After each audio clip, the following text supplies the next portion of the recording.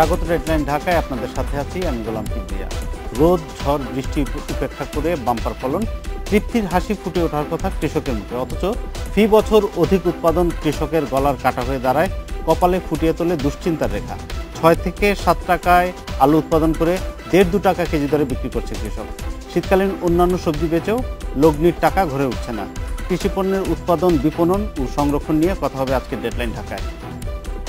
আজ আমাদের সাথে স্টুডিওতে আছেন বিআইডিএস এর সাবেক গবেষণা পরিচালক ডক্টর আসাদুজ্জামান, আছেন বাংলাদেশ কৃষি অর্থনীতি সমিতির সভাপতি ডক্টর শামসুল আলম এবং ফাইন্যান্সিয়াল এক্সপ্রেসের সম্পাদক মোয়াজ্জেম হোসেন। স্বাগত আপনাদের। এছাড়া আমাদের সঙ্গে সরাসরি যোগ দেবেন বগুড়া থেকে সহকর্মী হাসিবুর রহমান, রাজশাহী থেকে আহসান অপু এবং ঢাকার কাউরান বাজার থেকে আরিফুল ইসলাম। আপনাদেরও স্বাগত। আমরা শুরুতেই চলে যাচ্ছি দেশের উত্তরাঞ্চলের বগুড়ায়, আর সেখানে আছেন আমাদের সহকর্মী হাসিবুর রহমান। হাসিব, বগুড়ায় শীতকালীন সবজির সর্বশেষ অবস্থা কি? দাম কেমন, সরবরাহ কেমন?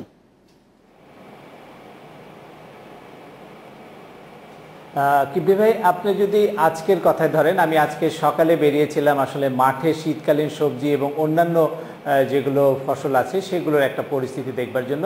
এখনও কিন্তু আমি অনেক ক্ষেতেই দেখেছি শীতকালীন সবজির মধ্যে বিশেষ করে বাঁধাকপি, ফুলকপি আছে, আর আলু কিন্তু এখনও মাঠের পর মাঠ আলুর গাছ আমি দেখেছি। এবং সব মিলিয়ে যেটা হচ্ছে যে এখন পর্যন্ত শীতের সব সবজি কোনো না কোনোভাবে এখনও জমিতে আছে, কিন্তু সেগুলো হয়তো আরও আগে উঠে যেতে পারতো, কিন্তু নানা কারণেই চাষিরা বা উৎপাদকরা কিন্তু সেগুলো এখনও তোলা শেষ করতে পারেনি। এবং এটার পেছনে সবচেয়ে বড় যে সময়টা আমার মনে হয়েছে, রাস্তায় রাস্তায় দাঁড়িয়ে আমি কৃষকদের বা চাষিদের সাথে কথা বলেছি, তারা কিন্তু দামের কথাটাই বলছে, যেটা আপনি শুরুতেই বলেছিলেন যে দামের নিয়ে একটা সমস্যায় আছেন চাষিরা বা উৎপাদকরা। কি বলবেন? জি, এখন সবচেয়ে বেশি আলোচিত আলু। বগুড়ায় আলুর কি অবস্থা? আলুর দাম কেমন?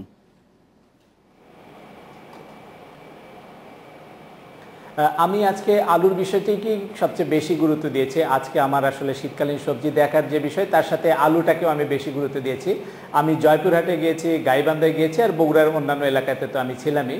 আমি যেসব এলাকায় কথা বলেছি সেসব এলাকায় চাষিদের এলাকাভেদে উৎপাদন খরচে কিন্তু দাঁড়িয়েছে প্রায় 6 টাকা। আর কৃষি সম্প্রসারণ অধিদপ্তর অবশ্য বলছেন যে এটা তাদের বগুড়া অঞ্চলে 4 টাকা 95 পয়সা থেকে 5 টাকা 20 পয়সা পর্যন্ত তাদের হিসাবে এই উৎপাদন খরচ হয়েছে। আর আলুর বাজার দর যদি বলেন তাহলে যেটা দাঁড়াবে, কোনো আলুরই বাজার দর কিন্তু এখন পর্যন্ত 3 টাকা পার হয়নি, এটা গড় হিসাব বললাম। আর একক হিসাবে যদি ধরেন, কোনো আলু এখনও কিন্তু 30 টাকাতেই বিক্রি করতে হচ্ছে মন প্রতি। আবার সব মিলিয়ে যদি ধরেন যে চাষিরা মাঠ থেকে তুলে বাজারে নিয়ে এসে বিক্রির পরে যদি চাষিদের হাতে কত থাকছে, তাহলে আপনি কেজি প্রতি, আমি বগুড়ার মহাস্থান বাজারে দেখেছি 13 পয়সা করে তারা পাচ্ছেন প্রতি কেজি আলুতে।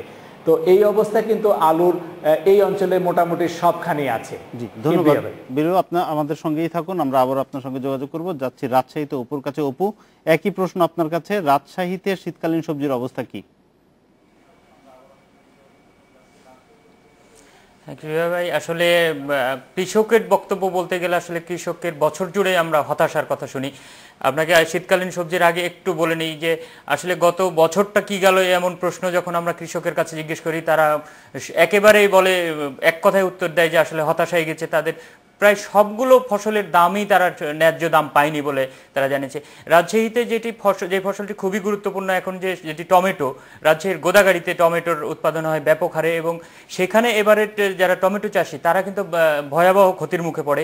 এটির কারণ ছিল রাজনৈতিক অস্থিরতা। রাজনৈতিক অস্থিরতার কারণে আমরা সেখানকার পরিসংখ্যান যেটি আমরা জানতে পেরেছি, যে সেখানে প্রতি বছর প্রায় 500 কোটি টাকার মতো এবারের ব্যবসা হওয়ার কথা ছিল, কিন্তু সেটি অর্ধেকেরও নিচে নেমে যায়। এবং টমেটো চাষ যারা করে তারা কিন্তু প্রতি বিঘাতে 30-40 এমনকি 50,000 টাকা পর্যন্ত লাভ করবে এই আশা নিয়ে তারা চাষ করেছিল। প্রচুর সংখ্যক যুবক সেখানে এবং ছাত্রও অনেকে এইসব টমেটো চাষের সাথে জড়িত। তারা যেটি এবার হয়েছে যে অনেকেই 30-40 হাজার টাকা তো লাভ হয়নি, অনেকের ফসল এই যে টমেটো চাষে যে খরচ হয়েছে সেটিও ওঠেনি। আর এখন যেটি আলুর যে ফসলটি, এই যে টমেটো চাষ বা অন্যান্য ফসলের যে ক্ষতি ছিল এই এত কদিনের, সেটি কাটিয়ে ওঠার জন্য আলু চাষের দিকে অনেকেই ঝুঁকেছিল। কিন্তু এখনকার বাজার দর যেটি আলুর বাজার দর, তারা হতাশ হয়েছে এবং এবং এই সাথে আরেকটি জিনিস বলে রাখি যে আমরা গত কয়েকদিন যে সবজির চাষ হয় রাজশাহীর পবা মোহনপুর এলাকায় প্রচুর পরিমাণে সবজি চাষ হয়, লাউ, মিষ্টি কুমড়া, তারপরে এই যে ফুলকপি, বাঁধাকপি, সেগুলোর কিন্তু ন্যায্য দাম পাচ্ছে না। এখন বাজারে গিয়ে আমরা যেটি দেখছি যে সব ফসলের তুলনায়, সব কিছুর পণ্যের দামের তুলনায় কিন্তু একেবারেই নিম্ন পর্যায়ে আছে যেটি সবজির বাজার। এতে হয়তো গ্রাহকরা সাময়িকভাবে খুশি হচ্ছে, কিন্তু সাধারণ ক্রেতারা কিনতে গিয়েও অবাক হচ্ছে যে এত কম দামে এইসব পণ্য পাওয়া যাচ্ছে। ধন্যবাদ অপু। আমরা এখন যাচ্ছি ঢাকার কারওয়ান বাজারে, সেখানে আছেন আরিফুল ইসলাম। আরিফুল ইসলাম, কারওয়ান বাজারে সবজির সরবরাহ কেমন, আর কারওয়ান বাজারে পাইকারি বাজারে সবজির দাম কেমন?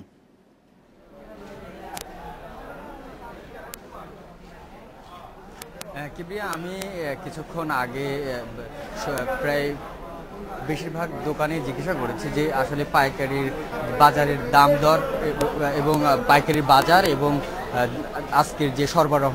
তো এখন পর্যন্ত আমি যতটুকু জানতে পেরেছি, প্রতিদিন শুধুমাত্র আলুই আসছে প্রতিদিন 30 থেকে 35 ট্রাক, অর্থাৎ বগুড়া সহ আশেপাশের জেলাগুলো থেকে আলু উৎপাদন হয়েছে অনেক বেশি অন্যান্য বারের চাইতে, এবং সে কারণে প্রতিদিন মানে কমপক্ষে 30 থেকে 35 ট্রাক আলু আসছেন। এবং এখানকার পাইকারি বিক্রেতারা যেটা আমাকে জানালেন, তা বেশিরভাগ ক্ষেত্রে প্রতিদিনই এই বিক্রি হয়ে যাচ্ছে, অর্থাৎ 35 থেকে যে 30 থেকে যে আপনার 35 ট্রাক যে আলুগুলো আসছে, এগুলো সারাদিনই বিক্রি হয়ে শেষ হয়ে যাচ্ছে এটা তো। আর ক্রেতার সংখ্যাও অন্যান্য বাড়ছে এবার একটু বেশি। আমি দামটা কি জানাতে পারেন আমাদেরকে? আলুর দাম কত দরে বিক্রি হচ্ছে? হ্যাঁ, আমরা এখন পর্যন্ত আমরা জানতে পেরেছি যে গত সপ্তাহে আলুর দামই ছিল দুই ধরনের আলু, তার মধ্যে একটা ছিল 8 টাকা করে আর একটা ছিল 6 টাকা করে। ঠিক একই জিনিস এই সপ্তাহে এসে দাম কমে দাঁড়িয়েছে, একটা 4 টাকা করে বিক্রি হচ্ছে এবং আর একটা 6 টাকা করে বিক্রি হচ্ছে কেজিতে, অর্থাৎ দামের ক্ষেত্রেও কমে এসেছে। এবং আমি কয়েকজনের সঙ্গে কথা বললাম, তারা বলতে চাচ্ছেন যে দাম আরও কমবে, কারণ এখন পর্যন্ত সরবরাহ অব্যাহত আছে, প্রতিদিনই আসছেন। তো আমি একজনের সঙ্গে আমি একটু কথা বলে দিতে চাই যে তিনি আমাদের বলুন যে আপনি আজকে কতটুকু আলু এনেছিলেন এবং কতটুকু বিক্রি? আমি এনেছি আজকে একটা রাখ মাল এনেছে 200 বস্তা, আমি বিক্রি করছি 160 বস্তা। 40 বস্তা মাল আছে, হয়তো মনে করেন আধা ঘন্টা 1 ঘন্টার ভিতরে মাল বিক্রি হয়ে যাবে। মানে কি ধরনের বিক্রিতে আপনি মানে কেমন ট্রেন্ড দেখতেছেন, মানে আসছে কেমন? মাল অনেক আসতেছে, তার জন্য আমরা মাল সবাই মাল তো অনেক আনতেছে, তার জন্য আমার মাল বিক্রি খুব কম দামে বিক্রি হয়। যা গেল ওইখানে কিনে হলো এখানে 4.5 টাকা পরে গাড়ি ভাড়া খরচ করে। কত করে কিনেছেন এবং কত করে বিক্রি করেছেন? আমি কিনেছি হলো 3.5 টাকা, 4টে বিক্রি করতেছি, আর একটা হলো 6 টাকা, ওটা 5.5 টাকা কিনা 6টে বিক্রি করতেছি।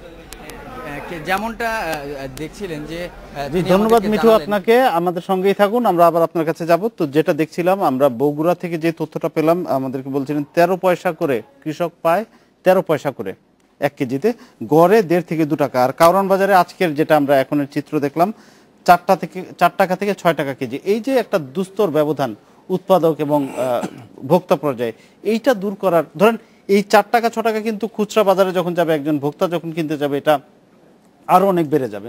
তো এইটা কিভাবে দূর করা সম্ভব যাতে উভয় পক্ষই লাভ হয়, উৎপাদকও কিছু ভালো দাম পায়, ভোক্তাও যেন একটা রিজনেবল দামে কিনতে পারে? দেখুন, আপনি যখন বিপণনের কথা বলছেন তখন এটা মনে রাখতে হবে যে কৃষক বিক্রি করছেন, ফড়িয়ারা তাদের কাছ থেকে কিনছে, ব্যাপারী ফড়িয়ারা কিনছে, আড়তে আসছে, আড়ত থেকে আবার শহরে আসছে। তো এই যে যারা মার্কেটিং ইন্টারমিডিয়েরি মাঝে, এদের কিন্তু আপনি বাদ দিতে পারবেন না। আমরা তথাকথিত মধ্যস্বত্বভোগী মুনাফা নিয়ে যাচ্ছে বলে চিৎকার করি, কিন্তু এদের একটা ফাংশন আছে, এরা না হলে বাজারে জিনিসটা আসতে অবশ্যই মাঠ থেকে বাজারে তাদেরও সুতরাং 2 পয়সা করতে হবে।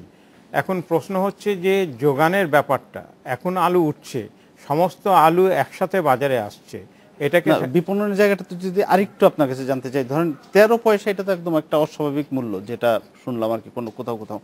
আর যদি বাজার হয় 10 টাকা খুচরা বাজারে, তো আমি সেখানেই বলছি যে বিপণনের একটা বড় অংশ হচ্ছে সংরক্ষণ, এবং আলু সংরক্ষণের একটা সাধারণ ব্যাপার আছে কোল্ড স্টোরেজে রাখা, কিন্তু কোল্ড স্টোরেজের অপ্রতুলতা আমরা জানি। 2007 সালেও কিন্তু একই ধরনের ঘটনা ঘটেছিল, আলু পড়েছিল রাস্তায়, তখনও কোল্ড স্টোরেজের ইস্যু উঠেছিল, কিন্তু কোল্ড স্টোরেজ এখন পর্যন্ত সাফিসিয়েন্টলি দেওয়া হয়নি। কৃষক পর্যায় থেকে সরাসরি কোল্ড স্টোরেজে যাচ্ছে না, কোল্ড স্টোরেজেরও বহু সমস্যা আছে। সেই টেকনোলজিক্যাল সমস্যা আছে, বিদ্যুতের সমস্যা আছে, এই সমস্ত সমস্যা আছে। এগুলো কিন্তু আজকের ঘটনা না, 50 বছরের ঘটনা। আমরা প্রতি বছরে একই জিনিস শুনছি, একই কথাই বলছি এবং টিভি টকশোতেও একই কথাই বলবো, কিন্তু আমরা যে দীর্ঘমেয়াদী যে ব্যবস্থাটা নিতে হবে সেটা আমরা নিচ্ছি না। আজকে আপনি এই মুহূর্তেই যতই আলাপ করি, কৃষকের দুর্ভোগ একটুও কমবে না, দুর্ভোগ তা চলতেই থাকবে। দীর্ঘমেয়াদে যদি আপনি কৃষি বিপণনের যে সুব্যবস্থা যদি না করতে পারেন, এটা হবে। এবং আরেকটা ব্যাপার আছে, আমরা আলু কেবলমাত্র খাওয়ার জন্য কথা চিন্তা করছি, কিন্তু আলু আরও বিভিন্ন কাজে ব্যবহার হয়। এমনি ইন্ডাস্ট্রিয়াল ফুড হিসাবে প্রসেসিংয়ের জন্য তো যায়, কিন্তু স্টার্চ প্রোডাকশনের জন্য যায়, অন্যান্য বিভিন্ন ধরনের নন ফুড আইটেম তৈরির জন্য যায়, সেটার দিকে কিন্তু আমরা যাইনি বা বিদেশে রপ্তানি করি না। আজকেই কিন্তু একটি পত্রিকায় আছে যে এক ব্যক্তি উদ্যোগ নিয়েছেন এবং সরকার সাহায্য করেছেন, 20,000 টন আলু রাশিয়ায় পাঠাচ্ছেন। তো এই যে সংযোগটা, এই সংযোগটা আরো অনেক বেশি যদি হতো তাহলে কিন্তু এই সমস্যা। জি, আমি এই প্রসঙ্গে যাচ্ছি ডক্টর শামসুল আলমের কাছে। এই যে সংযোগের কথা বললেন, কৃষক উৎপাদন করছে, এটা যেন বিপণনের একটা ব্যবস্থা হয়, কৃষকের আলু যেন রাস্তায় পড়ে থাকতে না দেখি, এইটার দায়িত্ব কারা নিবে? না, দায়িত্ব না, এটা চট করে বলার আগে একটু বুঝতে হবে কৃষি উৎপাদন ব্যবস্থাটা। এটি মনে রাখতে হবে, কৃষি এমন একটি খাত, এটি সবচেয়ে বড় ব্যক্তি খাত। ব্যক্তি খাতের সবচেয়ে বড় খাত হলো কৃষিখাত। লক্ষ লক্ষ কৃষক উৎপাদন করে, লক্ষ লক্ষ ক্রেতা ক্রয় করে, বহু এখানে মধ্যস্বত্বভোগী আছে, এগুলো আনা নেওয়া করে, দেশে এক প্রান্তে হয় আরেক প্রান্তে খায়, এরকম হলো ব্যাপারটা। তো যতদিন আমাদের কৃষি প্রকৃতি নির্ভর থাকবে, তো ততদিন আমাদের কিন্তু এই সমস্যাগুলো আমরা এড়াতে পারবো না। একটু মনে রাখতে হবে, আমি একটু সাধারণভাবে আপনাকে বলি, আজকে এটা খুব আবেগধর্মী যে কৃষকরা গোলালু রাস্তায় ছড়িয়ে শুয়ে পড়ছে, রাস্তায় ছিটিয়ে দিচ্ছে, এটা আমাদের কাছে নাড়া দেয় সকলকে। কিন্তু বাস্তবতাটা হলো, চিরায়ত একটা সত্য আছে, স্টাইলাইজড ফ্যাক্ট কৃষি, সেটা হলো মৌসুম ভিত্তিক উৎপাদন। একই মৌসুমে একই অল্প সময়ে লক্ষ লক্ষ কৃষক এটা আপনার ফসলটা উঠায়, কিন্তু সেইভাবে তো আর একসঙ্গে সবাই খাওয়া শুরু করে না, ওটা খায় তার পরিমাণ মতোই। ফলে এই যে কৃষির মানে একত্রে উৎপাদন, বিশেষ করে যেগুলো পচনশীল, সেগুলোতে কিন্তু সমস্যা বেশি হয়। ধানে এটা হয় না, কারণ এটা রাখা যায়, স্টোরেজে চলে যায়। এতটা সমস্যা হবে যেগুলো পচনশীল পণ্য, আলু, শাকসবজি যেটা বললেন। এই আলু কিন্তু আমরা 18-20 টাকা কেজিতেও খেয়েছি। টমেটো নিয়ে আমরা কথা বলে রাস্তায় ছিটিয়ে দেয়। আমি ছোটোকালে দেখেছি, আপনাকে বলতে পারি, টমেটো এক সময় দেখতাম যে ওই মানে জমি থেকে উঠাতো না, কারণ তখন আর এটা উঠানো, ওই যে উঠিয়ে আনা লেবার যেটা, সেটা পয়সাটাও হবে না। কিন্তু এই টমেটো আবার আগস্ট সেপ্টেম্বরে 100 টাকা কেজিতে আমরা কিনে খাই। 100 থেকে 70, 50, 40, 35, 20 করে। এবার যে ঘটনাটা ঘটলো, এটা তো প্রতি বছর আমরা দেখি না, এবার নিশ্চয়ই কোনো কারণ আছে। একটা ইয়ে আছে, গত বছর আলুর দাম ভালো ছিল, দলে দলে লোক এবার আবার ইয়ে করেছে আপনার আলু, এবার আলুর দাম পড়ে গেছে, সামনের বছর কম হবে, দাম বাড়তে থাকবে, যেটাকে আমরা কবয় ফেনন বলি ইকোনমিস্টরা। তো এই চক্র থেকে, এই মূল্যের এই চক্র থেকে বাংলাদেশ কৃষক বেরিয়ে আসেনি। গত বছর দাম ভালো পেয়েছে, এবার লক্ষ লক্ষ কৃষক বেশি করেছে, এবার দাম কম থাকবে, সামনের বছর আবার এটার উৎপাদনটা কমে যাবে, তখন আবার দাম বাড়বে। এই যে ওঠানামা, এই কবয় চক্র থেকে কৃষকরা বেরিয়ে আসতে পারেনি। কাজেই এখন এই বিপণনের যে সমস্যা, আরেকটা কথা আপনার বলি, এই চক্রের কথা যে বললেন, আমাদের কৃষি সম্প্রসারণ অধিদপ্তর বা কৃষি তথ্য বিভাগ, তাদের কি একটা দায়িত্ব আছে না? তাদের বড় দায়িত্ব আছে। কৃষি এখনো প্রযুক্তি ছড়িয়ে বেড়াচ্ছে। আসলে এখানে দুটি অংশ হওয়া উচিত, একটা উৎপাদন সম্প্রসারণ, একটা বিপণন সম্প্রসারণ। অবশ্যই আমরা আবার আপনার কাছে আসবো এই বিষয়টা নিয়ে। যাচ্ছি মোয়াজ্জেম ভাইয়ের কাছে। যে কথা উনি বলছিলেন যে উৎপাদন একই সঙ্গে প্রচুর পরিমাণে আমাদের উৎপাদন হয়ে যাচ্ছে, কিন্তু কনজাম্পশন সেই পরিমাণে হচ্ছে না, এখানে একটা ঘাটতি, একটা গ্যাপ থেকে যাচ্ছে, যার জন্য এই ভরা মৌসুমে আলু টমেটো যে নষ্ট হচ্ছে, এগুলোকে উপর নির্ভর করে আমাদের কৃষিভিত্তিক শিল্প কেন গড়ে উঠছে না, এই প্রশ্নের উত্তর আমি আপনার কাছে থেকে নিব একটা বিরতির পর। নিচে একটা বিরতির সাথেই থাকুন।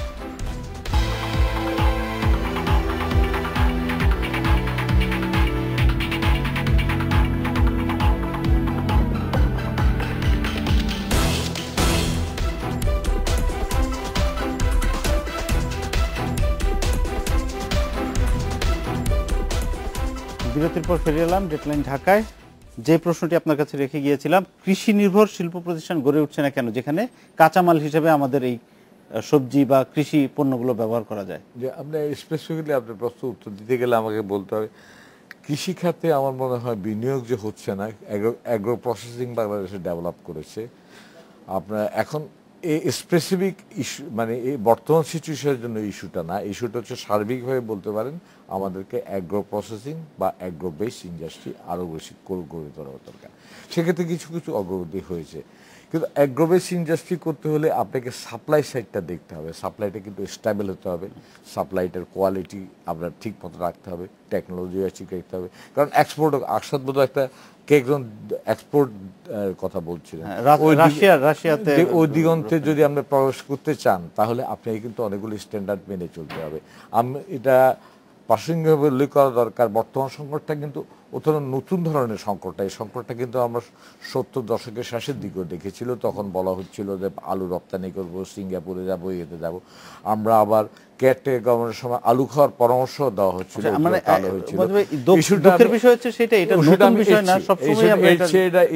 ইস্যু হচ্ছে যে এখন আপনার সিজনাল প্রাইস ভেরিয়েশন, এখন যেটা হচ্ছে সেটা হয়তো আপনার সিজনাল প্রাইস ভেরিয়েশন। সেখানে আমি একটা জিনিস উল্লেখ করে, এখানে কিন্তু কোনো অগ্রগতি দেখছি না। আমি 6ষ্ঠ পঞ্চবার্ষিকী পরিকল্পনা থেকে উল্লেখ করব এই আপনার প্রশ্ন উত্তরটা দেওয়ার জন্য।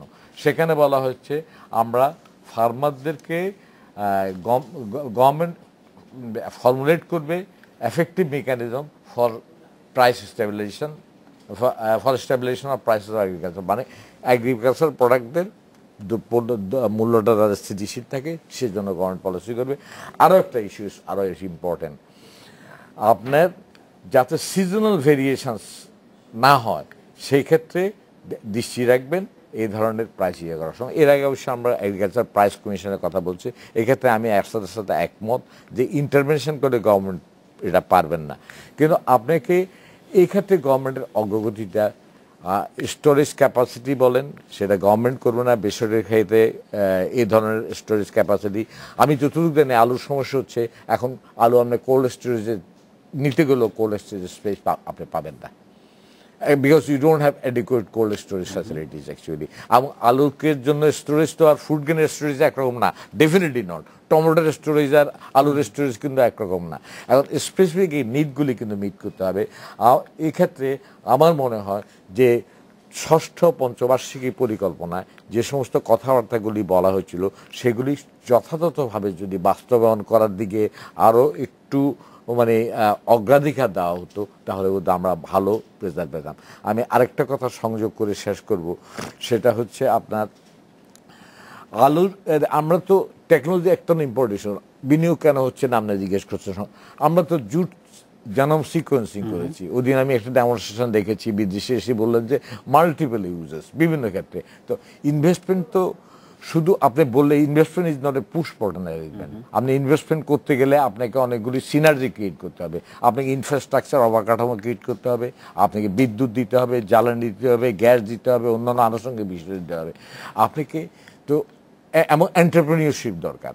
আর আসাদের সাথে শুধু আমি ডিসএগ্রি করবো এক জায়গায়, আসলে বলছে 2-4 পয়সা তারা নিবেই ইন্টারমিডিয়েটরা, 2-4 পয়সা নিতে আমার কোনো আপত্তি নেই। সেটা যদি 20 টাকা মানে 2 টাকার জিনিস আমি ঢাকা যদি 15 টাকা কিনতে হয়, এত বড় ইন্টারমিডিয়েট। এই প্রসঙ্গে আমরা আবার আসবো। এখন আমরা যাচ্ছি একটু বগুড়ায় সহকর্মী হাসিবুর রহমানের কাছে, যে প্রসঙ্গে কথা বলছিলেন মোয়াজ্জেম হোসেন, যে আলুর স্টোরেজ, ওখানে আমাদের কোল্ড স্টোরেজের কি অবস্থা, বগুড়ায় সংরক্ষণের পর্যাপ্ত ব্যবস্থা আছে কিনা? কিবরে ভাই, আমি একটা উদাহরণ দিলে হয়তো আপনার এই প্রশ্নের কিছুটা হলেও উত্তর পাবেন। আমি এখানে 2টি কোল্ড স্টোরেজের মালিকের সাথে কথা বলেছি। একজন হলো আব্দুল গফুর, যার 5টা কোল্ড স্টোরেজ আছে। উনি আমাকে বলেছেন যে এই মৌসুমের আলু যাতে সংগ্রহ করতে পারি সেজন্য আমি 1 লাখ বস্তা, অর্থাৎ উনি 1 লাখ বস্তা আলু ফ্রি দিয়েছেন শুধুমাত্র চটটা নেওয়ার জন্য, বস্তাটা নেওয়ার জন্য। এবং তার হিসাবে 10 কোটি টাকার আলু উনি মানুষকে বিনামূল্যে দিয়েছেন এই মৌসুমে যাতে আলুটা ভরতে পারেন স্টোরে। তারপরেও ওনার এখন অন্তত 1 লাখ বস্তা আলু স্টোরে আছে, যেটাতে উনি কোনোভাবেই সরাতে পারছেন না। উনি 50 টাকা বস্তা আলু বিক্রি করেছেন যাতে গরু খেতে পারে, তারপরেও তার এখন অনেক আলু রয়েছে। আর একটা আলুর রাখবার একটা ইয়ে আছে কোল্ড স্টোরেজ, সেখানে উনি এখনো 80,000 বস্তা আলু রেখেছেন। মানে কোনোভাবেই কিন্তু এই স্টোরের মালিকরা আলু সরাতে পারছে না। এটা মূলত হয়েছে কিন্তু এই অসহযোগ আন্দোলনের কারণে, হরতালের কারণে। যে সময়টা আলু শেষ হয়ে যায় কোল্ড স্টোরেজে, এটা ডিসেম্বরের মাঝামাঝি আলু শেষ হয়ে যায় সাধারণত। এইবার কিন্তু এখনো কোল্ড স্টোরেজে আলু আছে এবং লক্ষ লক্ষ বস্তা আলু আছে।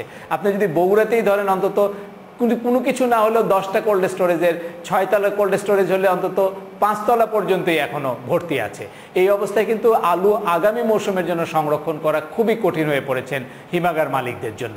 কিবরিয়া ভাই। জি, ধন্যবাদ আপনাকে। আবার যদি ওই পুরনো প্রসঙ্গে আসি, যখন আলু উৎপাদক পর্যায়ে 13 পয়সায় বিক্রি হচ্ছে, ঢাকায় আমরা যখন 12 টাকা 15 টাকায় কিনি, এটা তো দুস্তর ব্যবধান। মোয়াজ্জেম হোসেন যে প্রসঙ্গটা তুললেন, ওই প্রসঙ্গে আপনার কাছে একটু জানতে চাচ্ছি। কথা আপনাকে বলতে হচ্ছে, এটা হয়তো ঠিক সাধারণভাবে যা আশা করেন সেভাবে মনে হবে না, আমি একটু ভিন্নই বলবো। আমাদের একটা ধারণা যে মধ্যস্বত্বভোগীরা সব লুটুপুটে খায় এবং নিয়ে নেয়, আর সব আমরা ঠকতেছি ভোক্তারা আর কৃষকরা। শোনেন, মধ্যবিত্ত শ্রেণী যারা, যে মধ্যস্বত্বরা যে কার্যক্রমটা করে সেটা অপরিহার্য, এটা বাদ দেওয়া যাবে না। আমাদের দেশে গড়ে 50% আপনার এই বিপণন খরচ, 50 ভাগ ধরুন 100 টাকা যদি ঢাকায় থাকে, কৃষক পর্যায়ে সেটা 50 টাকা, এবং এটা খুব বিরাট কিছু তা না। মালয়েশিয়া তাই, ব্যাংককও। আমাদের এখানে 52 টাকা যায় বিপণন খরচ 100 টাকার মধ্যে শাকসবজির জন্য। তো এটা একটা কারণ হলো এটা বাল্কি, পচনশীল, আসার সময় প্রচুর নষ্ট হয়, এটা কিন্তু বাজার খরচের মধ্যে পুষিয়ে নিতে হবে। আর ইদানিংকালে আমাদের রাজনৈতিক হট্টগোলে আমাদের ট্রান্সপোর্ট কস্ট অনেক বেড়ে গিয়েছে, এটাও আমাদের মনে রাখতে হবে। আর এই যে পাইকার ফরিয়া, কারো বাড়িতে বিল্ডিং ওঠে না কিন্তু, তাহলে হাজার হাজার বেকার যুবক কিন্তু পাইকার ফরিয়া হয়ে যেত, এটা যদি অতই লাভজনক হতো। আমরা যেভাবে সাধারণভাবে ধরে নিই, পাইকার ফরিয়া সব খেয়ে ফেললো, মধ্যস্থিয়া নিয়ে গেল, ওদেরকে উঠায় দাও। তাহলে সমস্যাটা কোথায়? সমস্যাটা কোথায় হলো, এটা হলো এই মৌসুম ভিত্তিক উৎপাদনকে যদি আমরা কোনোভাবে ক্রমান্বয়ে, বিদেশে যেভাবে আপনার হোল এগ্রিকালচার কন্ট্রোল, কাজে ওখানে একসময় গ্লাট হয় না, একসঙ্গে সব উৎপাদন হয় না, এটার সমস্যা। এবং আমেরিকা আপনারা দেখেছেন যে সমুদ্রে, আপনারা সকলেই জানি এটা, যে চালকে সমুদ্রে ফেলা হতো দামটাকে ঠিক রাখার জন্য। তার কৃষি এমন উৎপাদন হয় একটা মৌসুমে। আলমের আপনার প্রশ্নের সাথে আমি এটা, আমরা সবাই এখানে উপলব্ধি করি, আর বিশেষত অর্থনীতির ছাত্র হিসেবে আমরা উপলব্ধি আরো করি, ইন্টারমিডিয়েট রোল থাকবেই আপনার।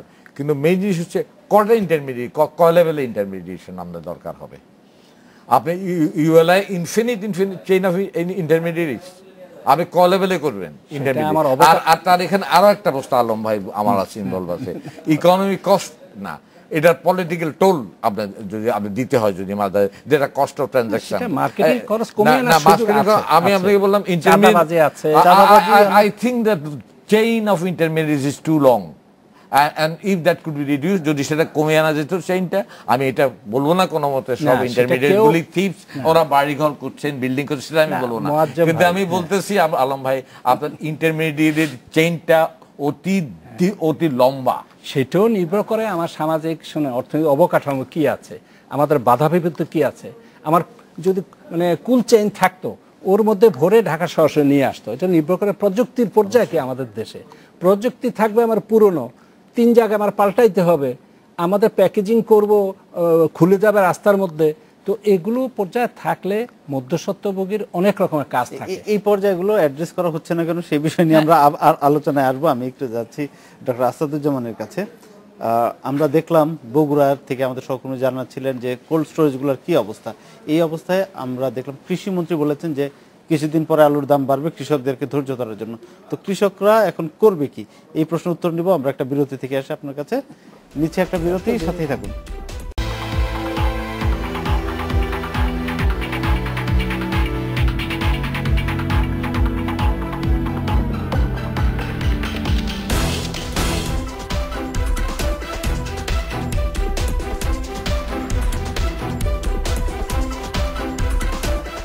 বিরতির পর ফিরে এলাম ডেডলাইন ঢাকায়। যে প্রশ্নটি রেখে গিয়েছিলাম, আলুর উৎপাদন এবং দামের অবস্থা আমরা দেখলাম। এই অবস্থায় কৃষিমন্ত্রী বলেছেন 1 মাস পরে দাম বাড়বে, কিন্তু কোল্ড স্টোরেজের জায়গা নেই, বগুড়া থেকে হাজিবুর রহমান জানালো। এই অবস্থায় আলু চাষিরা কি করবে?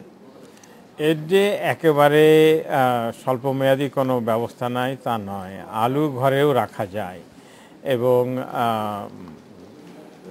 If I am not wrong, বোধহয় বালির মধ্যে রাখতে হয়, তাহলে ময়েশ্চারটাও কিছুটা যেমন ইয়ে হয়ে যায়, ঠিক মতো টেম্পারেচারও থাকে। সমস্যা হচ্ছে যার ঘরে 100 মণ আলু হয়েছে, সে তার ঘর কয়টা, সে রাখবে কোথায়? সুতরাং কিছু রাখতে পারলেও পুরোটা তো সে রাখতে পারবে না। তো তার মানে শেষ পর্যন্ত তার কপালে দুর্ভোগটা থেকে যাবার। 1 মাস পর্যন্ত অপেক্ষা করতে গেলে আলু উৎপাদনের জন্য সে যে খরচ করেছে সেই খরচ যার কাছ থেকে সে টাকাটা নিয়েছে যদি ধার করে থাকে, তাহলে সেই ধারের টাকাটা তো তাকে শোধ দিতে হবে যত তাড়াতাড়ি সম্ভব। সুতরাং তাকে পানির দরে হলেও লিটারেলি পানির দরেই বিক্রি করতে হবে এক, আর না হয় কোনো না কোনোভাবে তাকে দাঁতে দাঁত চেপে থাকতে হবে। এর অবস্থা ফলটা হবে কি, সেটা কিন্তু আরও মারাত্মক। যে মুহূর্তে সে টাকাটা তুলতে পারছে না, আপনি মনে রাখেন যে সামনে কিন্তু বোরো আছে, এবং অনেকেও কিন্তু বোরো ধানও করবে। বোরো ধানের খরচ কিন্তু সবচাইতে বেশি, এবং সেই খরচটা ছেড়ে তখন পোষাতে পারবে কি না। এদিকে একবার মার খেয়েছে, আমন ধানের মার খেয়েছে কিছুটা অনেক জায়গায়, কারণ এই রাজনৈতিক অস্থিরতার কারণে অনেকেই মার্কেটিং সময় মতো করতে পারে নাই। আলুতে মার খেলো, তারপরে বোরোতে তখন কি করবে, হাত পুড়ানোর কারণে সে হয়তো বোরোতে যাবে না, তার ফল কিন্তু আরও মারাত্মক হবে। কারণ বোরোকে অ্যাকাউন্টস ফর 60%, রাফলি 60% অফ রাইস প্রোডাকশন। তার মানে দেশে তখন কিন্তু একটা চক্রাকার, একটা দুষ্ট চক্র শুরু হয়ে যেতে পারে দামের, এবং সেই একই ধরনের উৎপাদনের একটা দুষ্ট চক্র তৈরি হয়ে যেতে পারে। এই সমস্যাটা কিন্তু তৈরি হতে পারে, এবং সরকারকে এই ব্যাপারে যথেষ্ট ওয়াকিবহাল থাকা দরকার। অবশ্যই, জি, ধন্যবাদ। আমি যাচ্ছি একটু সামগ্রিক কৃষির বিষয়ে আপনার কাছে একটু জানতে চাচ্ছি যে আমাদের একটা বড় চ্যালেঞ্জ হচ্ছে কৃষি জমি কমছে। একটা হিসাবে দেখা যাচ্ছে প্রতি বছর 1% হারে কমছে, কিন্তু অন্যদিকে মানুষ বাড়ছে, চাহিদা বাড়ছে, আর পাশাপাশি এরকম ওয়েস্টেজ তো আমরা দেখছি আলুটার। এগুলোর মধ্যে একটা সমন্বয় কিভাবে করা যায়, কিভাবে এই চ্যালেঞ্জ মোকাবেলা করা যায়? সমন্বয়, যেটা জমি কমছে এটাও সত্য, আমাদের মানুষ বাড়ার জন্য নয়, আমাদের শিল্প কারখানা করতে হয়, রাস্তাঘাট করতে হয়, না চাহিদাও তো বাড়ছে। উন্নয়ন যত হবে রাস্তা আমাদের জমি প্রয়োজন হবে, আবার জমি কমে গেলে কৃষির জন্য থাকবে। তো এটা মোকাবেলার জন্য যা কৃষি উৎপাদন বাড়াতে হবে, উৎপাদিকা যেটা মানে প্রতি একরে ফলন বাড়ানো। আপনি জানেন যে আমরা এই 1 কোটি থেকে 3.5 কোটি টন আমরা উৎপাদনে চলে আসছে, 3.5 গুণ বৃদ্ধি করেছে। এটি উৎপাদন বৃদ্ধির মাধ্যমে হয়েছে।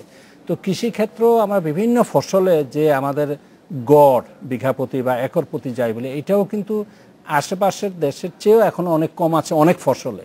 আমাদের উৎপাদিকা বাড়াতে হবে। ওই জমি কমে যাওয়াটা অনেক ক্ষেত্রে আমরা ঠেকাতে পারবো না, আরবানাইজেশন হবে, শহরায়ন করতে হলে তো জমি প্রয়োজন হবে। তো জমি হয়তো কিছু কমবেই, যদি না চাহিদাও তো বাড়বে, কৃষি পণ্যের চাহিদাও বাড়বে, কৃষি পণ্যের চাহিদা বাড়বে, মানুষের আয় বাড়লে চাহিদা বাড়বে, মানুষ বাড়লে চাহিদা বাড়বে, সেগুলো সবই ঠিক আছে। এর সমন্বয়ে একটা উপায় হলো যে কৃষিকে আমাদের ক্রমান্বয়ে যেতে হবে আধুনিকরণ। সে আধুনিক কোনটা? নতুন প্রযুক্তিতে যেতে হবে, উৎপাদন বাড়াতে হবে এবং প্রক্রিয়াজাতকরণে যেতে হবে। আজকে আলুর যে সমস্যা, আমাদের তো প্রক্রিয়াজাতে আরও বেশি মনোযোগী হওয়া প্রয়োজন ছিল। এখন বলতে পারেন সেটা কীভাবে, আপনার প্রশ্ন করতেই পারেন। রপ্তানির জন্য আমরা খুব স্বল্প সুদে দেই, আমরা তাদের ইনসেন্টিভ দেই, 2%, 5% রপ্তানি করলে আমরা তাদেরকে ভর্তুকি দিচ্ছি। তো এই প্রক্রিয়াজাতকরণের ক্ষেত্র, এই আমাদের করার ক্ষেত্র, আমাদের এই কী বলে হিমাগার করার ক্ষেত্রেও কিন্তু আমরা এই ধরনের বিশেষায়িত ঋণ ব্যবস্থা আমাদের চালু অবশ্যই করতে হবে। প্রসেসিং যারা করবে তাদের জন্য বিশেষ লোনের ব্যবস্থা। আরেকটা কথা শুনেছিলাম কৃষি বীমা, সেটা কতদূর কি অবস্থা? কৃষি বীমা নিয়ে এটাও আমরা রিটোরিক হিসাবে খুব বলি যে কৃষি বীমার বিশেষ করে এই তৃতীয় বিশ্বে সফল হয়েছে এমন নজির কিন্তু কম। তার কারণ 3টা ফসলে 1টা ফসল মার যায়। আপনি বীমা করে টাকা দিয়ে কুল পাবেন না যদি আপনার বীমাতে যান। কৃষিতে ব্যাপকভাবে বীমা যাওয়া খুব ঝুঁকিপূর্ণ, মানে রাষ্ট্র কোষাগারে কুলাবে না। এখন লক্ষ লক্ষ কৃষক, আর এটা পরিমাপ করা কার ফসল কিভাবে মারা গেল, আর 3টা একটা যেখানে ফসল মার যায় প্রকৃতিগতভাবে, বীমা দিয়ে আপনি কত কাভারেজ দেবেন? তাহলে কৃষকের সেফগার্ডটা কি হবে? সেফগার্ড হলো কৃষি একটা অত্যন্ত ঝুঁকিপূর্ণ ব্যবসা। কৃষি একটা চরম প্রতিযোগিতামূলক একটা মানে বাজার কাঠামো। এটা বলেছি আমি সবচেয়ে বড় ব্যক্তি খাত, সবচেয়ে প্রতিযোগিতামূলক খাত। এখানে লাভ খুবই কম থাকে। যেখানে সবচেয়ে বেশি প্রতিযোগিতা সেখানে লাভও কিন্তু কম। 1 বছর লাভ করে তো আরেক বছর করবে না। এই অবস্থায় কৃষি চলে আসছে। কৃষি এর থেকে বেরিয়ে আসার উপায় হলো কৃষি ক্রমান্বয়ে এই কমার্শিয়াল কৃষি, যেটা বাণিজ্যিক কৃষিতে যেতে হবে। একজনের 50 বিঘা জমি থাকবে, সে এটা মেকানাইজড করবে, যন্ত্রায়ন করবে, তার নিজের হিমঘর থাকবে, সে প্রক্রিয়াজাত করতে পারবে।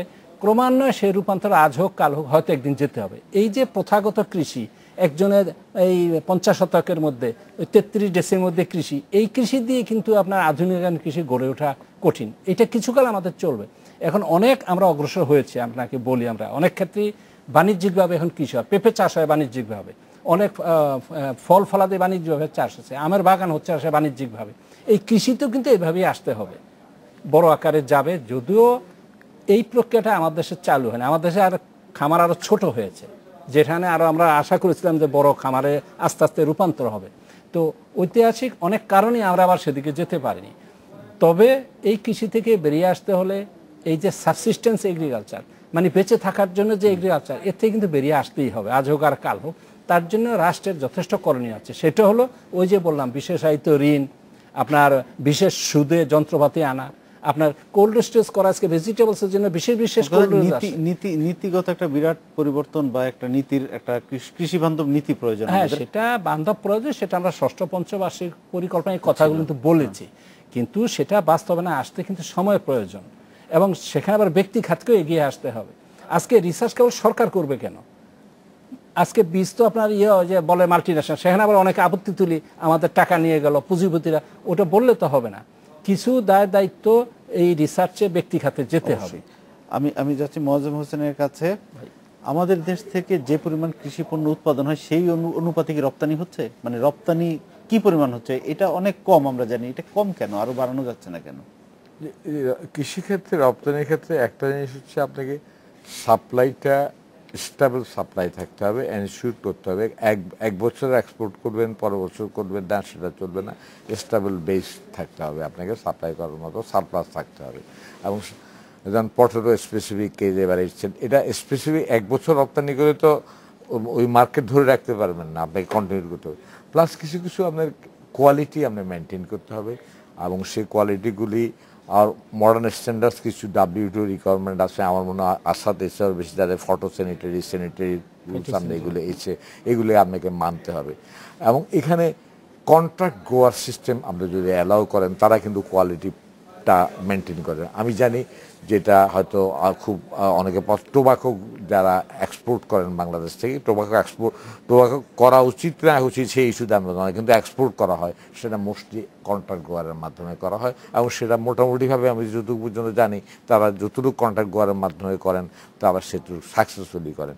তো মেইন হচ্ছে আপনার সাপ্লাই, কোয়ালিটি, এগুলি স্টেবল করতে হবে। অ্যাকচুয়ালি রিপ্লাই আমরা আলম ভাই কারেক্টলি বলেছেন, যদিও আলম ভাইয়ের সাথে আমি এক জায়গায় শুধু একটা প্রশ্ন করবো, ষষ্ঠ পঞ্চবার্ষিকী 3 বছর চলে গেছে already, I am sure about it. আর এক বছরটি বলেছেন, যদিও আলম ভাইয়ের সাথে আমি এক জায়গায় শুধু একটা প্রশ্ন করবো, ষষ্ঠ পঞ্চবার্ষিকী 3 বছর চলে গেছে already, I am sure about it. আর এক বছর 1.5 বছর সময় আছে, আর 1 বছর আছে। ওই সময়ের ভিতরে উনি ষষ্ঠ পঞ্চবার্ষিকী পরিকল্পনা বাকিগুলি করতে পারবেন না, সপ্তম যদি আবার করেন সেটা করতে পারবেন। আর একটা জিনিস আমি বলবো, অ্যাকচুয়ালি মেইন চ্যালেঞ্জ কৃষিতে যদি আপনার ওই ফ্র্যাগমেন্টেশন এগুলো, এখন কৃষিটাকে আপনার এই শুধু আপনার কনজামশন বেসড বা শুধু আপনার করে রাখেন, তাহলে চলবে না। এখানে ডাইভার্সিফিকেশন দরকার, মডার্নাইজেশন দরকার, এবং development of chain, appropriate chain, value chain আমাদের দরকার, ডিস্ট্রিবিউশনগুলি দরকার, একটা সিনার্জি দরকার সামগ্রিকভাবে। সেখানে কিন্তু ইনস্টিটিউশন অ্যারেঞ্জমেন্ট দরকার, গভর্নেন্সটা যেরকম ইস্যু, ঠিক সাথে সাথে উইলটা, সে political will of the government is very important. এবং দুইটার সমন্বয় যদি হয়, তাহলে এই ধরনের সিচুয়েশন করতে পারবেন। এক্সপোর্ট আপনার সারপ্লাস হবে, সারপ্লাসকে আপনি করবেন। আমি একই প্রশ্ন নিয়ে আপনার কাছে যাচ্ছি, রপ্তানির ব্যাপারে। এই ব্যাপারে আমাদের সরকার কি কোনো পদক্ষেপ নিয়েছে, বা আমাদের কোনো চেষ্টা আছে কিনা কৃষি পণ্য রপ্তানি বাড়ানোর ব্যাপারে? দেখুন, পণ্য রপ্তানি করতে গেলে প্রথমে আগে আমাকে মনে রাখতে হবে, যেটি মোয়াজ্জেম বলেছে, কোয়ালিটি বলেছে, কোয়ালিটিটাকে আমি আরেকটু স্পেসিফাই করি। সার্টেন এনভায়রনমেন্টাল স্ট্যান্ডার্ডস মেনটেন করতে হবে। আমরা জানি যে লাল শাকে আজকে পেস্টিসাইড ছিটিয়ে পরের দিন বাজারে নিয়ে আসা হয়। আপনি যদি সেটা পাঠান, তাহলে কিন্তু জাহাজেই থেকে যাবে, ওটা কিন্তু নামতে পারবে না কোনো দেশে, কারণ ওখানকার এনভায়রনমেন্টাল কোয়ালিটি স্ট্যান্ডার্ড খুবই হাই। পেস্টিসাইডসের সার্টেন রেসিডিউয়ের ওপরে লেভেল যদি যায়, নেবে না। ফার্টিলাইজারে যদি রেসিডিউ দেখা যায় যে সার্টেন লেভেলের ওপরে, তাহলে নেবে না। কিন্তু আমাদের দেশে আমরা প্রত্যেক দিন এই বিষ খেয়ে যাচ্ছি, কিন্তু অন্য দেশে খাবে না। এবং এই কথাও বলা হয়, যেমন বুরকিনা ফাসো বলে একটি দেশ আছে আফ্রিকাতে, তারা আপনার চীনাবাদাম প্রচুর রপ্তানি করে। চীনাবাদামে আফলাটক্সিন বলে একটা টক্সিন ফর্ম করে, তো সেইটার লেভেল যদি সার্টেন অ্যামাউন্টের উপরে যায়, ইউরোপে তারা নেয় না। এবং এটা মেজার করে একজন বলেছে যে একজন ইউরোপিয়ানের জীবনের দাম হচ্ছে $350 মিলিয়ন। তারা ওই $350 মিলিয়ন এক্সপোর্ট হয় বুরকিনা ফাসো থেকে, তারা নেবে না, কারণ যাতে যদি একজন ইউরোপিয়ানও যেন না মারা যায়। এই রকম হচ্ছে স্ট্যান্ডার্ড লেভেল। তো সেই ক্ষেত্রে আপনি কৃষি পণ্য যদি রপ্তানি করতে চান আপনাকে সেই স্ট্যান্ডার্ড মেনটেন করতে হবে, না হলে করতে পারবেন না। সেটা কি আমাদের পক্ষে অ্যাচিভ করা সম্ভব না কোনো? হ্যাঁ, করা সম্ভব। আজকে যদি আপনি বলেন যে হ্যাঁ করবো, তাহলে 10 থেকে 15 বছর লাগবে, কিন্তু আজকে কৃষকের তাতে কোনো সাহায্য হবে না, তার ছেলের হয়তো হবে, বা 10-15 বছর আগেই যদি আমরা এই উদ্যোগ নিতাম তাহলে তো কৃষকের সাহায্য হতো। তখন তো আমরা এটা নিয়ে মাথা ঘামাইনি, তখন আমরা ভেবেছি যে আমরা রেডিমেড গার্মেন্ট দিয়েই সব চালাতে। সেই মাথা ঘামানো তো দরকার ছিল, সেটা আরো না 10-15 বছর থেকে বলা হচ্ছে, কিন্তু সরকারের মহলে এটা যায়নি। আমি যখন আপনি তুললেন তখন আমি আরেকটু কথা বলি যে ষষ্ঠ পঞ্চবার্ষিকী পরিকল্পনার কথা বলেছে, আমি পার্সপেক্টিভ প্ল্যানের কথা বলি, যেটা আরো বড় পরিসরে 2021 সাল পর্যন্ত বোধহয় মোটামুটি 21 পর্যন্ত। তো আজকেই আমি বহু ড্রাফট বিভিন্ন সময় দেখেছি, আজকে ফাইনাল কপিটা দেখলাম প্ল্যানিং কমিশনের ওয়েবসাইট থেকে, আমি ডাউনলোড করেছি বিকেলবেলা, এবং সেখানে দেখলাম যে আমরা হিস্টোরিক্যালি জানি পৃথিবীর সব দেশে কৃষি উন্নত হয়েছে যখন কৃষক তার জিনিস বিক্রি করে তার যা দরকার তার জন্য খরচপাতি উঠাতে পারছে, তার ছেলেমেয়ের লেখাপড়া, তার নিজের ব্যবসা বাণিজ্য, অন্যান্য ব্যবসা বাণিজ্য সব কিছুর পয়সা উঠাতে পারছে। এখানে আপনিই বললেন আলু 13 পয়সা এসে পাচ্ছে আর আমরা 10 টাকায় কিনছি। তো সেই অবস্থার মধ্যে কিন্তু কৃষক কোনোভাবেই সাহায্য পাচ্ছে না। তো এই যে কৃষির সাথে বাকি দেশের অন্যান্য খাতের সম্পর্ক, যে কৃষি যাতে অন্যান্য খাত থেকে সে স্বাভাবিকভাবে তার পণ্যের মূল্য পায়, সেটা আমি এনশিওর না করতে পারলে পৃথিবীর কোনো দেশেই কিন্তু কৃষির উন্নতি হয়নি। কিন্তু যখন আমি পার্সপেক্টিভ প্ল্যানের মধ্যে দেখি এই ধরনের কোনো কথাই সেখানে বলা নাই, এগ্রিকালচার মার্কেটিং সম্বন্ধেও বিশেষভাবে কোনো কথাই বলা নাই। তো সেক্ষেত্রে আপনি কেমন করে এক্সপেক্ট করেন, আমি 2021 সালের কথা বলছি, 7 বছর পরে, এই সময় পর্যন্তর মধ্যে আমি এই ধরনের কোনো স্ট্র্যাটেজি নেব না। এবং মাসখানেক কি মাস দুয়েক হলো আপনার নতুন এগ্রিকালচার পলিসি সরকার অ্যাপ্রুভ করেছে, তার মধ্যেও এই ধরনের কোনো কথা নাই। এগ্রিকালচার মার্কেটিং স্বীকার করা হয়েছে যে সবচাইতে দুর্বল জায়গা, কিন্তু বিশেষ কোনো নজর দেওয়া হয়নি। আরও একটি জিনিস আমি বলবো, এটা একটু বোধহয় একটু লম্বা সময়ের ব্যাপার, যেটা বলা হয়েছে, 1 মিনিট আমাকে সময় দেন, যেটা লম্বা সময়ের ব্যাপার।